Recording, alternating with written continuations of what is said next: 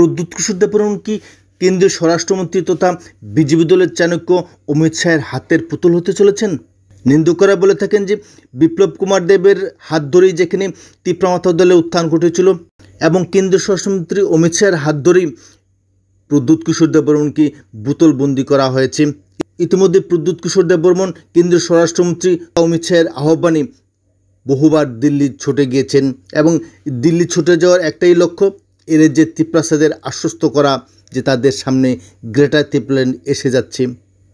তাদের সামনে গ্রেটার ত্রিপ্ল্যান্ড গড়ার লক্ষ্যকে কেন্দ্র করে কয়েক দফা বৈঠক হয়েছে একে মিশ্রের সঙ্গে।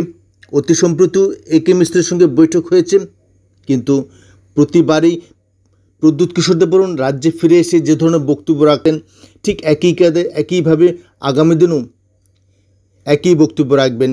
কিন্তু ফলাফল কি হয়েছে, এর যে 14 লক্ষ ত্রিপ্রাসারা প্রত্যক্ষভাবে উপলব্ধি করতে পারছেন। 14 লক্ষ ত্রিপ্রাসাদের উন্নয়নের স্বার্থে একঝাঁক চুক্তি সম্পাদিত হলেও প্রকৃত উন্নয়ন হয়নি, কারণ এডিসি এলাকার প্রশাসন তীব্রতার হাতে থাকলেও আজ এডিসি এলাকায় অন্ন, বস্ত্র, বাসস্থান, শিক্ষা, বিদ্যুৎ, পানীয়, পরিবহন সমস্ত ক্ষেত্রেই ব্যর্থতা পরিলক্ষিত হচ্ছে।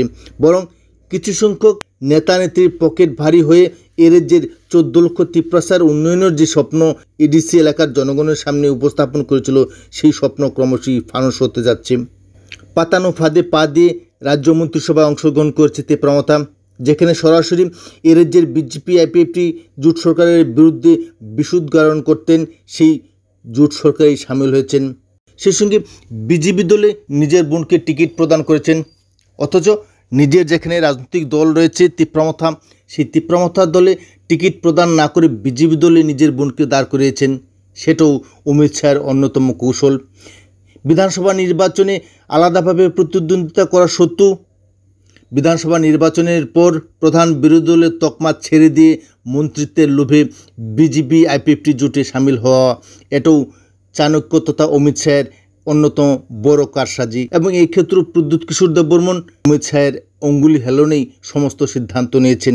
অতি সম্প্রতি 14 লক্ষ ত্রিপ্রাসার স্বার্থকে একপাশে রেখে একঝাঁক উগ্রবাদীর জন্য প্রদ্যুৎ কিশোর দেববর্মন দিল্লিতে উপস্থিত থেকে কিছু সংখ্যক উগ্রবাদীর জন্য কোটি কোটি টাকার যে চুক্তি হয়েছে, তাতে এর যে 14 লক্ষ ত্রিপ্রাসার কি উন্নতি হবে?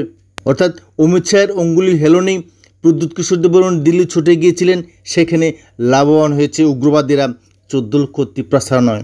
এইভাবে একের পর এক 14 লক্ষ ত্রিপ্রাসার কথা বলে দিল্লিতে ছুটে গেলেও অমিত শাহের সামনে প্রদ্যুৎ কিশোর দেববর্মন যে চুপসে যান এবং ভুল সিদ্ধান্ত নিয়ে থাকেন, তা বারবার প্রমাণিত হচ্ছে। অর্থাৎ অমিত শাহ যা বলেন তাই মেনে চলেন, তাই অবাধে মানতে বাধ্য হন প্রদ্যুৎ কিশোর দেববর্মন। তেমন সমালোচনাও হচ্ছে রাজ্যের বিরোধী রাজনৈতিক দলগুলির তরফ থেকে। এজন্যই অনেকে বলে থাকেন যে অমিত শাহের হাতের পুতুল হলেন প্রদ্যুৎ কিশোর দেববর্মন।